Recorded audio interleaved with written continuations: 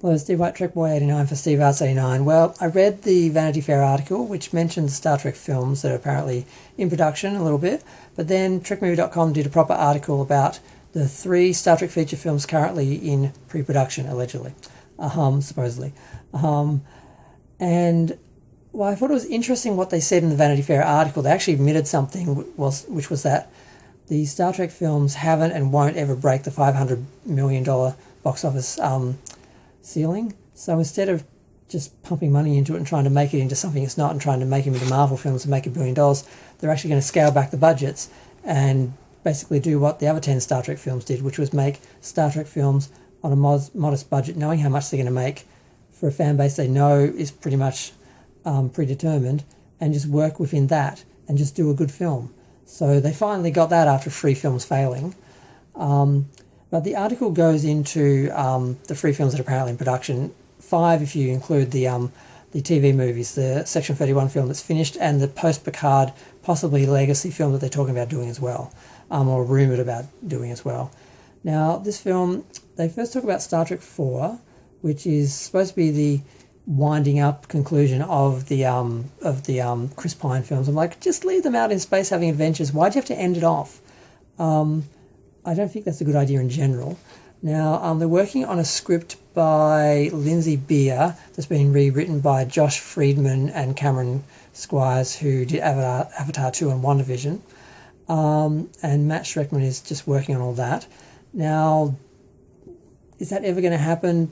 Money was really the issue. If they can scale it down budget-wise, they might get it going, but it's still not going. I know because having something in development just means someone within the studio is doing something on it, whether that's a few sketches or, re-editing a script that's already been written. Doesn't mean it's actually greenlit, has a budget, the building sets, and it's actually going to happen. So very optimistic of them, but that's the plan, that they will actually make a Star Trek 4. Now the other one, the Origins one, that's a worry, because in the past they've stated that it's going to be based 10 years before the events of the 2009 film. People were like, does that mean 10 years before? Because there's different, we sort of start off at the incursion where the Prime Universe, which is not to be confused with the original Star Trek canon universe, because the Prime Universe was created for the 2009 films, and it expands both ways from the incursion before and after.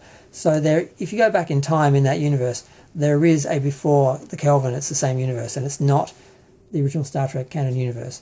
So I was at first worried when I heard that, because I'm like, it sounds like they're actually going to go 10 years before the events of the Kelvin incident. Whereas before, I think people were assuming they're just going to go 10 years before Kirk and Spock, as we see them in the film, which would be, because it's like a 30-year span of that film.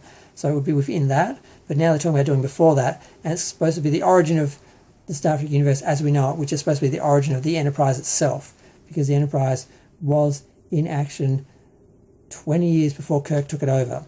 That's why in the film that Admiral refers to it as being 20 years old when actually it was 40 years old. That's like, yeah. So, I don't know.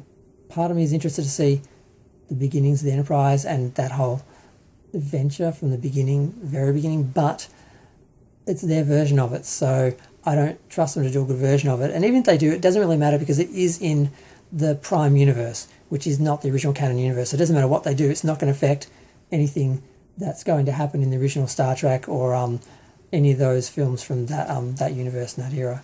So, and they do often just refer to it as there's a different timeline, like that's all that happened. There is a different timeline that is begun on that film, but the universe it exists in is the universe they created because of the IP. They originally were planning to use the original canon universe and just have the new films be in a timeline, but then they weren't able to actually use that universe, so they had to create a whole new one. And they just kind of try and gloss over that, because they just don't want people thinking it's different universes when it is.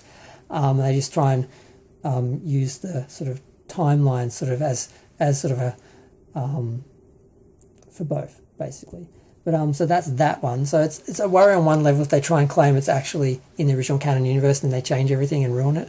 That's going to be a drama. But if they just stay within the canon, the Prime universe, and do their own story, or do an origin to that whole universe, it really doesn't matter. But I don't know what's going to happen there. Now the third one, is just the one that was coming from a writer that worked on Discovery and Fear the Walking Dead, Kalina Vasquez. They just had their own idea and they said, yeah, we'll pay you, write a script, and that basically means they've got a third film in production, which they really don't. So, so they're trying to bump that up like it's actually a film in production. So that was interesting. But yeah, so it's just the same thing we've heard before. They're going to do a fourth film, and they're also going to do an Origins film, and all the issues and complications and contradictions there within. But I'm going to go. Feel free to share, like, comment, subscribe. Let me know what you think of these 5 films, and will they all ever be finished and appear on screen? I mean, Section 31 will, but will any of the others? I don't know.